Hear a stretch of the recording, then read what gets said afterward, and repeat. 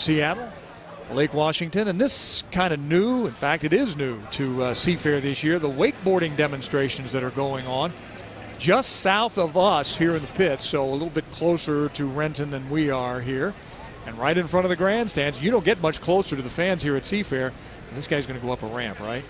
Let's hope he goes up. Well, yeah. I know there. And this is something, now you do this a lot, right? I do this a lot, except I don't wear my boxer shorts when I do it. I actually wear a Speedo. Do you really?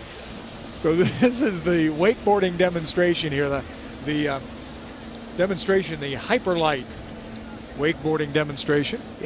You know, it's the Seafair is becoming more and more of a three-ring circus. You know, it started out, you know, we heard from Pat about hydroplane racing, and then it became more of an air show, and now with the introduction of wakeboarding, and there's been talk, even things like the Red Bull air races I've heard, and you know, so I think Seafair is really trying to expand and appeal to all kinds of people down here on Lake Washington. As we know, Seafair appeals to everybody. There's parades, there's the milk carton races, so Seafair is not just today. Right, and you go right over here to Genesee Park, and it also is food booths and bands playing, and it's a happening as we look along the shoreline.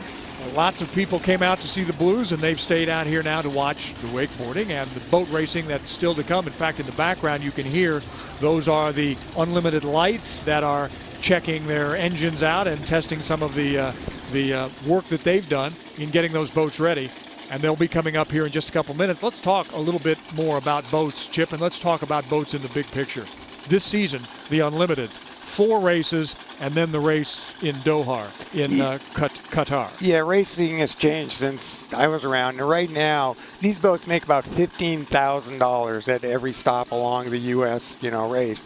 But if they can get to Qatar, if they're one of the 10 boats that make it to Qatar, each one of them gets $125,000 in their pocket because there's no expenses. So a lot of these boats, the ones at 8th, 9th, 10th, 11th place in points, desperately want to do well at this race to get to Qatar. So which comes first here? Is it a chicken or the egg? Do you do more international to get more races here in the States, or what does it have to expand more in the United States before maybe more sites internationally come I think you've got to do both. I don't think you can just say heck with the States and move it all to the Middle East or somewhere else. But